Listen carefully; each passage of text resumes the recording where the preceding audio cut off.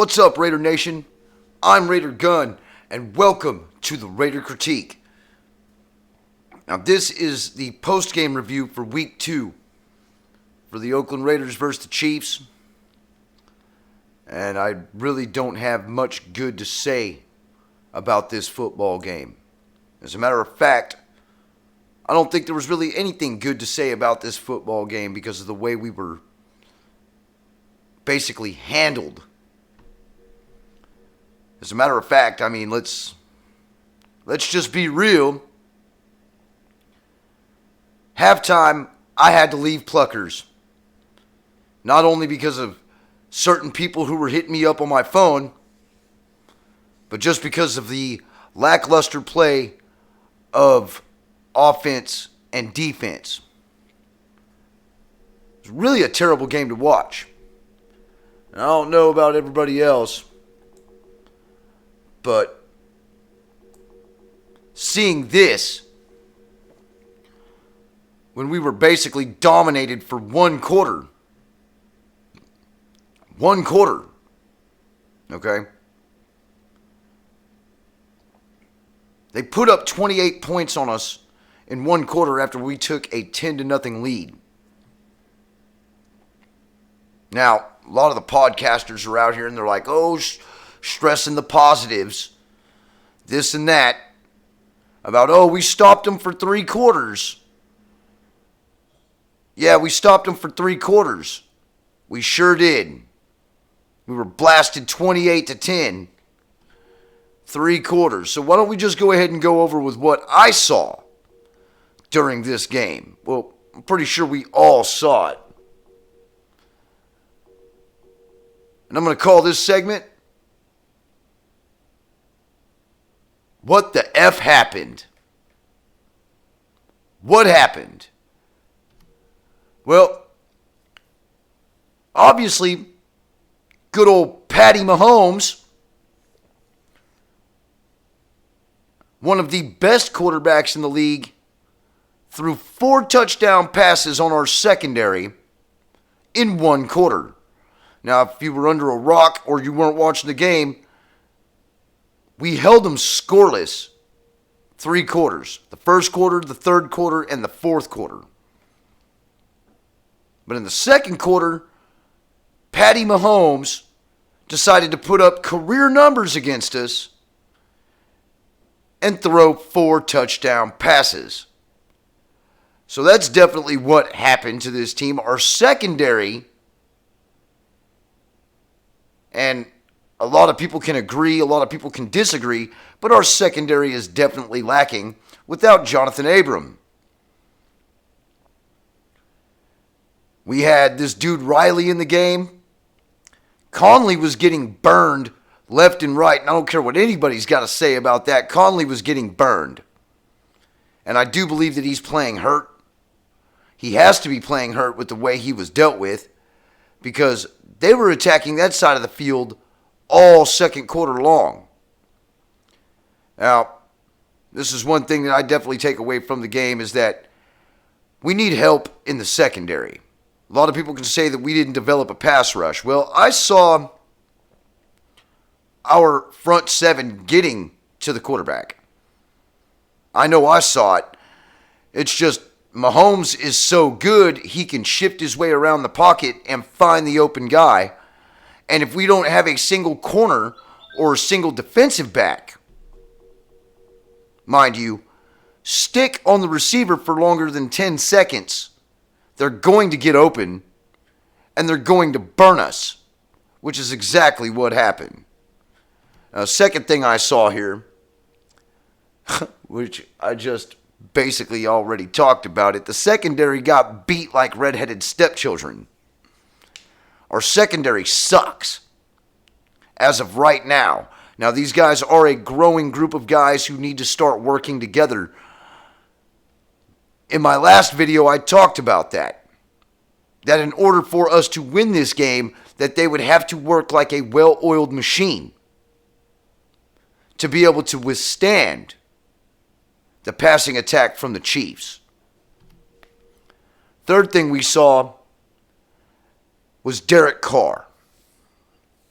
I've had a lot of praise for Derek Carr, but as soon as he gets hit, this dude gets happy feet, he gets impatient, he gets irritated, and he makes mistakes. Hence why he threw 2 interceptions. Now, nobody is safe when it comes to being players on this show. Our line crumbled. They were giving him time to throw the ball, but that wasn't stopping them from getting to our quarterback, making him feel uncomfortable. This is not what I was expecting. Our line did so well against Denver, which, by the way, as far as I'm concerned, is a better defense than Kansas City, but it damn sure didn't look like it during week 2. It was almost like everybody forgot how to play the game of football. You know? Defensive play calling. Defensive play calling was horrendous. We had linebackers covering wide receivers, which that's not going to work. Travis Kelce ate us up just like he always does every single time we play them. Nobody could stick to their coverage at all. Running backs were coming out of the backfield, catching the ball, getting 10, 15-yard gains. And why is this? Because we have slow linebackers trying to cover these guys, and our defensive formations were completely off against Andy Reid's offense. We've got to do better. Defense is supposed to set the tempo. Now, Max Crosby had a good hit on Mahomes that he got flagged for. He got flagged for that hit when it was a clean hit. He didn't even try to directly fall on Mahomes. And that's another thing about this game, too, is that the referees were totally against us, whether we were at home or whether we were away. It was almost like they got the call from the booth to screw us. Literally, Raider Nation, this was a terrible game to watch. Just to watch the team completely fall apart. And Gunther's play calling scheme did not help.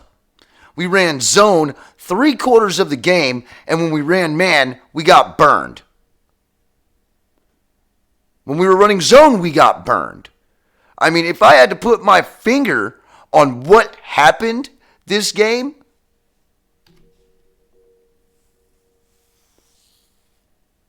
we had to play from behind. We were basically playing from behind after the second quarter, which limited Josh Jacobs from getting the ball.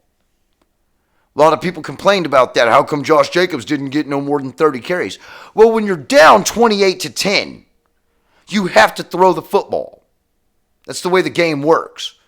And they knew that. The Kansas City Chiefs knew that. And they exploited it.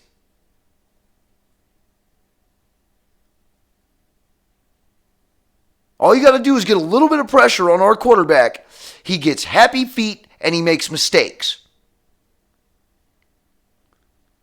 This is what happened. We literally watched our defense fall apart in front of our eyes, our secondary, and our offensive play schemes dink and dunk. We weren't moving the ball very well. There was, toward the end of the first half, we finally got into field goal range, but didn't have a single solitary timeout to where we could even kick the field goal, which goes to my next point. We were flat out outcoached. Our coaching staff was flat out outcoached by the Kansas City coaching staff. Now, for a $10 million a year coach,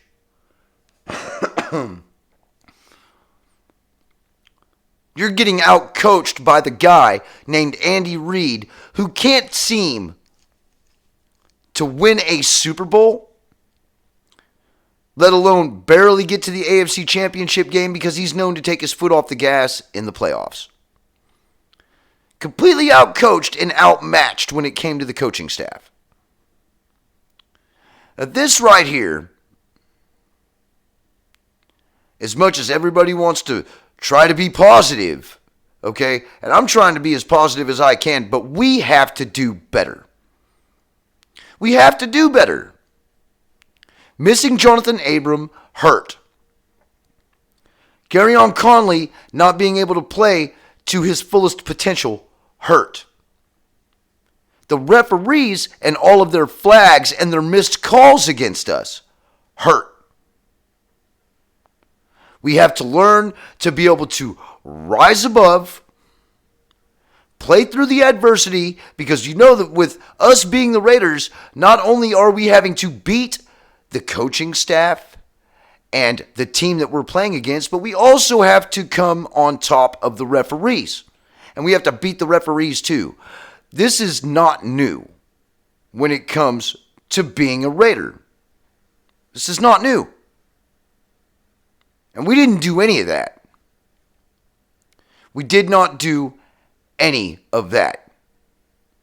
So we were blasted 28-10. We're now 1-1, and we're 1-1 in division. And we move on to Minnesota next week. Now, one good thing I can say about our defense is that we are stopping the run game. Now, I don't want to give them too much praise because there's no telling what's going to happen this week going against Dalvin Cook, who is lighting up the rushing yards for Minnesota because Kirk Cousins just doesn't seem to be himself. And more than likely, they're going to try to do that again to us this week. Now, I don't have any bold predictions. Like I said, every time I come up with a prediction, I'm normally way off. We have to stop the run this game. We have to. Because if we don't, Dalvin Cook is going to have a heyday on us. Literally. He's going to have a heyday on us if we can't stop the run. We need our defense to pull their heads out. We need our front seven to play like they did against the Chiefs and against the Broncos and make sure that that Dalvin Cook cannot get going. The bottom line is, Raider Nation, is that we are 1-1 and this next game is a must-win. It's a must-win.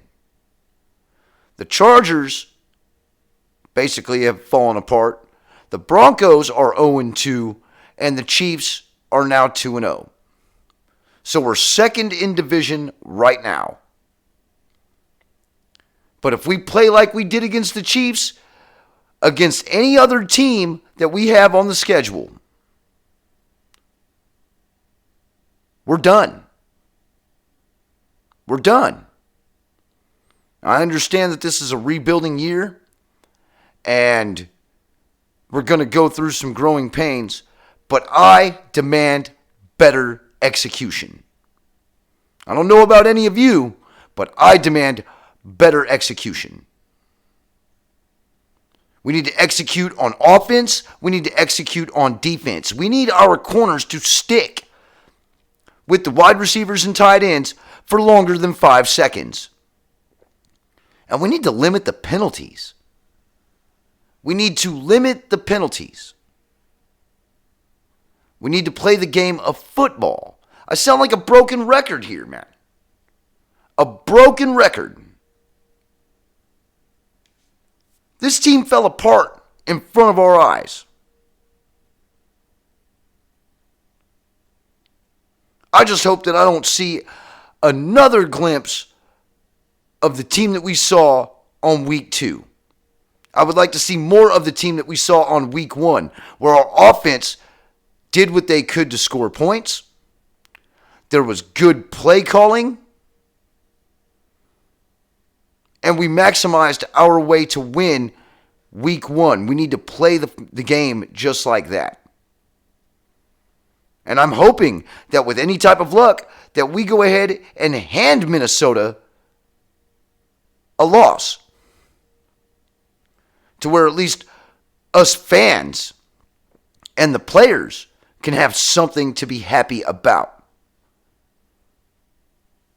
Now, there's been trade talks and rumors about Jalen Ramsey, cornerback for the Jacksonville Jaguars, wanting to come to the Raiders. Now, I'm all for it because if we get Jalen Ramsey in here, we can move LaMarcus Joyner back up to safety where he belongs, where he was an all-pro with the Rams. Put Worley in the middle, have Conley on the outside along with Jalen Ramsey. That would help our secondary so much if we could just get this guy and wrap him up. But from what I hear, Jacksonville wants 2 first-round picks for him. 2 first-round picks for a corner. That's steep. All right? That is very steep. Because for one, we only have 2 first-round picks.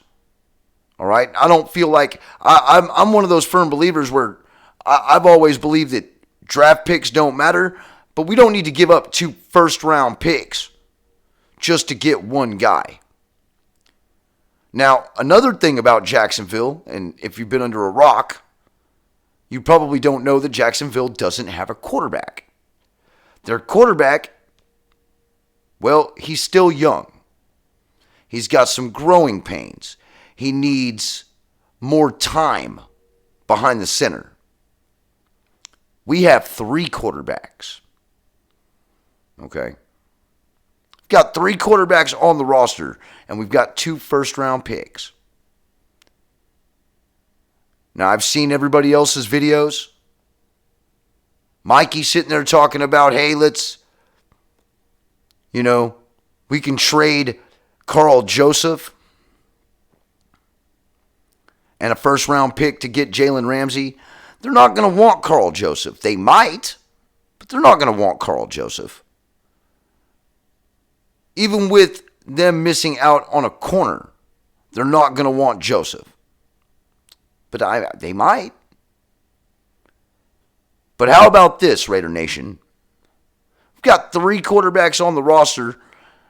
Actually, 4 if you want to count Nathan Peterman. Okay, we got Deshaun Kaiser, we've got Matt Glennon, and we've got Derek Carr. Now, I'm not throwing Derek Carr under the bus at all because I wouldn't trade Derek Carr. But I damn sure would turn around and trade one of the other 3. Just to kind of sweeten the deal, give him a first-round pick and maybe even possibly Mike Glennon or Deshaun Kaiser. So let me know what you guys think down in the comments. You can always hit me up on Twitter. It's right down here, InGun421. I also have an Instagram. It's underneath the Raider Critique. Or Nathan Gunn. One of the two. You guys can hit me up on there as well. And it's, tell me what you guys think about this. Now, this Saturday, I'm going to be on Hardcore Raiders channel for a podcast. Talk a little bit more about possibly this game and probably next game. And then on Sunday, I'm going to be on Raider Homer's channel to do a podcast with him. So I'm getting myself out there, letting everybody understand and hear what I have to say and what I have to think, especially if they're not subscribed to this channel already. But Al had to be rolling in his grave if he saw the way that we played against the Chiefs. And we cannot afford to do that against the Vikings. We need to force Kirk Cousins to throw the football, which means isolating Dalvin Cook. All right? Making sure Dalvin Cook doesn't get no more than 50 yards rushing this next game. And we're playing in their house. All right? This is going to be a task for our Raiders front 7. And I think they're up for it because it seems like that they're the only ones who have shown up to play. A lot of people want to complain about pass rush. Look, we had Mahomes running, but the issue is with Mahomes running. The dude gets where he needs to get to where he can sling the ball down the field. And it also doesn't help if you don't have any corners or safeties sticking with the receivers for longer than 5 seconds. We made it easy for him. We cannot afford to do that for Kirk Cousins. We can't afford it. We need to make Kirk Cousins pay. But first, we need to stop Dalvin Cook. So anyway, I'm Raider Gunn. This is your pregame week 2 and your, post-game week 2 review and your pregame week 3 review on the channel, The Raider Critique. Now I'm going to hop into the outro and I'm going to go ahead and get on out of here. And remember, like I've always said, it's Raider Nation for life.